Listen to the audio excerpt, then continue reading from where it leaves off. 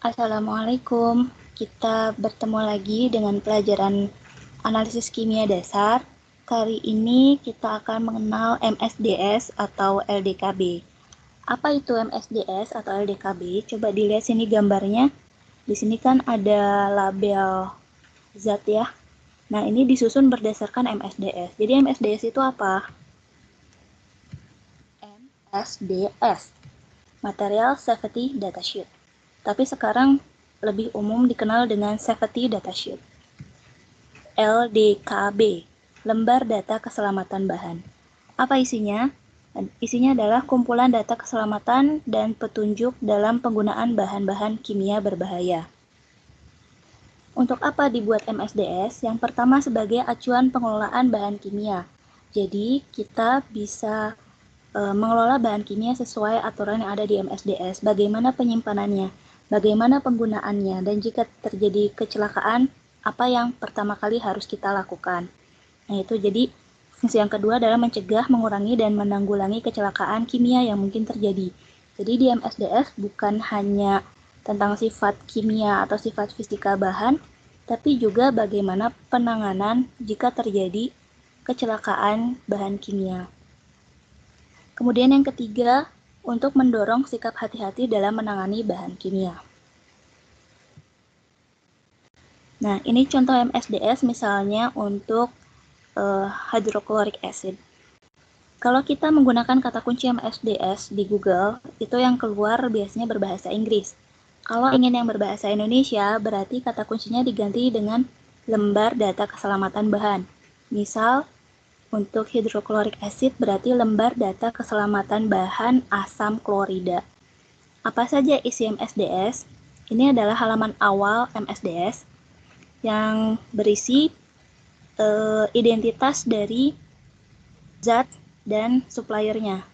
Di sini ada informasi nama produk, yaitu hidrochloric acid atau asam klorida. Kemudian ada informasi pabrik dan supplier. Ya, ini detail pabriknya dan ini detail suppliernya.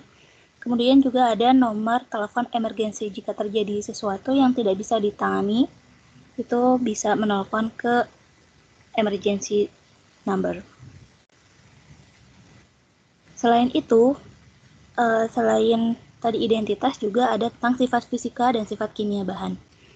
Yang khas dari MSDS yang akan Ibu bahas saat ini adalah tentang NFPA atau HMIS. Jadi di sini NFPA ya, karena ini berbahasa Inggris.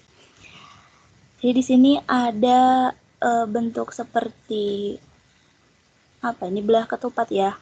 Ada warna merah, kuning, biru, dan putih.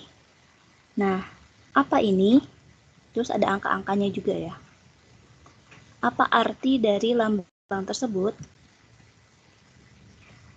NFPA atau the National Fire Protection Association untuk warna merah itu artinya bahaya kebakaran. Sedangkan untuk warna kuning artinya bahaya reaktivitas. Dan warna biru ini bahaya kesehatan. Sedangkan yang warna putih ini nanti bisa diisi dengan lambang-lambang, dia akan bahaya khusus.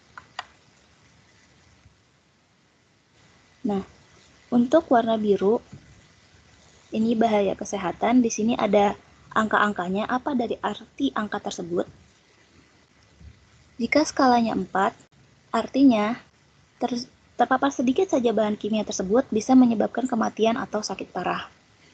Kalau skalanya 3, berarti terpapar sedikit bisa menyebabkan sakit serius atau sakit parah.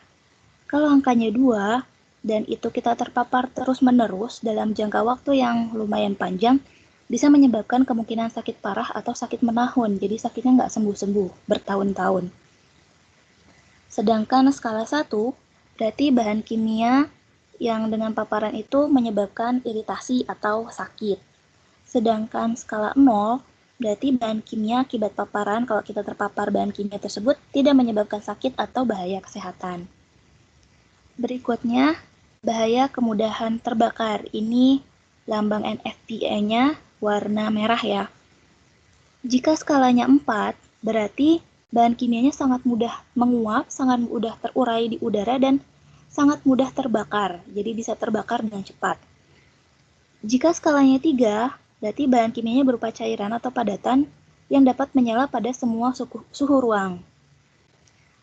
Jika skalanya 2, berarti bahan kimia tersebut harus dipanaskan atau dikondisikan dulu pada suhu tertentu sehingga bisa mengakibatkan nyala.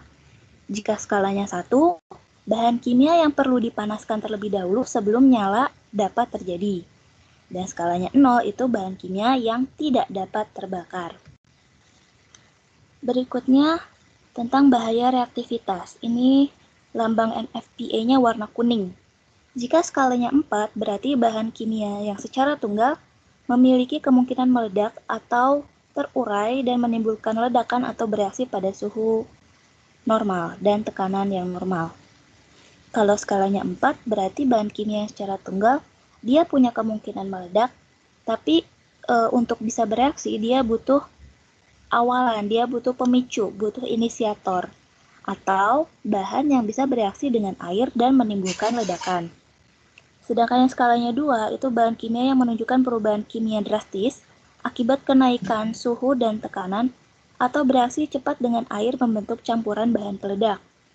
Jika skalanya 1, itu adalah bahan kimia yang stabil secara tunggal, tapi menjadi tidak stabil saat kenaikan suhu atau tekanan. Dan skala 0, bahan kimia yang stabil secara tunggal kecuali pada kondisi nyala api dan tidak reaktif terhadap air. Nah, demikian yang bisa Ibu sampaikan tentang MSDS. Semoga bisa dipahami. Sampai jumpa di pertemuan berikutnya. Assalamualaikum warahmatullahi wabarakatuh.